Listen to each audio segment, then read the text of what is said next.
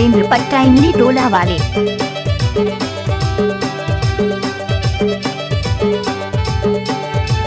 आपने तो सुना ही होगा ग्राम बंजर टोला जिला डिंडोरी।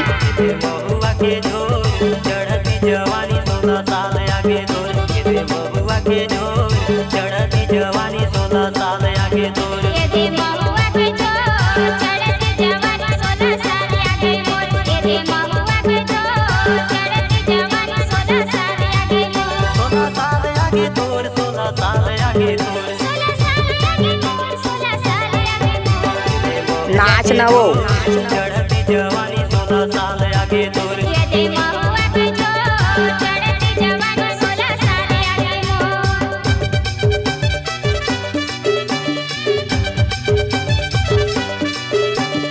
डीजे नरेंद्र भाई बंजर टोला वाले।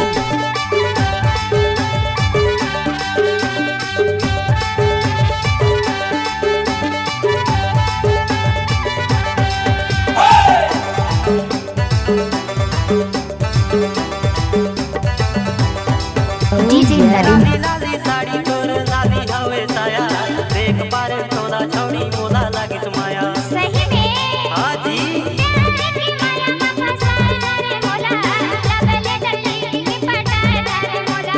लादी लादी साड़ी तोर लादी हवे साया देख पार टोला छौड़ी मोला लागी माया। की माया में फसाए रे मोला लगले डली की पटाए रे मोला। दे बहुआ के झोर चढ़ती जवानी 16 साल आगे दूर। ये दे महुआ के झोर चढ़ती जवानी 16 साल आगे दूर।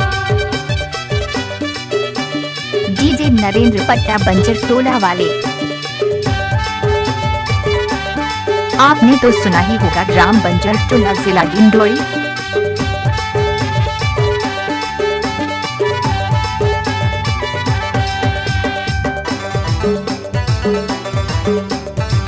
डीजे नरेंद्र पट्टा एक्सक्लूसिव। खाद पारा मादर बाजे ऊपर ले सुना थे ये छौड़ी हर सुनी सुनी कूदत कूदत आते आवे ना। मजा के बहाना हमें दूर से मिले आयो तोर बिना मोला चला मजा नहीं आती। खाद पारा मादर बाजे ऊपर ले सुना थे ये छौड़ी हर सुनी सुनी कूदत कूदत आते। मजा के बहाना हमें दूर से मिले आयो तोर बिना मोला चला मजा नहीं आती। ये दे महुआ के झोर चढ़ती जवानी 16 साल आगे दूर। ये दे महुआ के झोर चढ़ती जवानी 16 साल आगे दूर।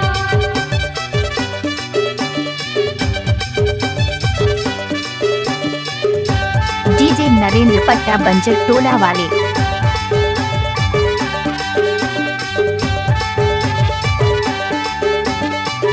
आपने तो सुना ही होगा ग्राम बंजर टोला जिला डिंडोरी।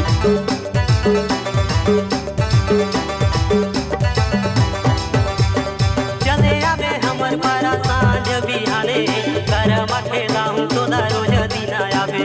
ठीक है चले आया हमर पारा दारुल पिया में करे मखला में मोला सांझ बिहाने।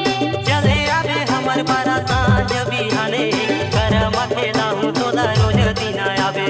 चले आया हमर पारा दारुल पिया में करे मखला में मोला सांझ बिहाने। ये दे बहुआ के झोर चढ़ती जवानी 16 साल आगे दूर। ये दे महुआ के झोर चढ़ती जवानी 16 साल आगे दूर। 16 साल आगे दूर 16 साल आगे दूर। 16 साल आगे दूर 16 साल आगे दूर। ये दे बहुआ के झोर चढ़ती जवानी 16 साल आगे दूर। ये दे बहुआ के झोर चढ़ती जवानी 16 साल आगे दूर। ये दे महुआ के झोर चढ़ती जवानी 16 साल आगे दूर। ये दे महुआ के झोर चढ़ती जवानी 16 साल। DJ Narendra exclusive.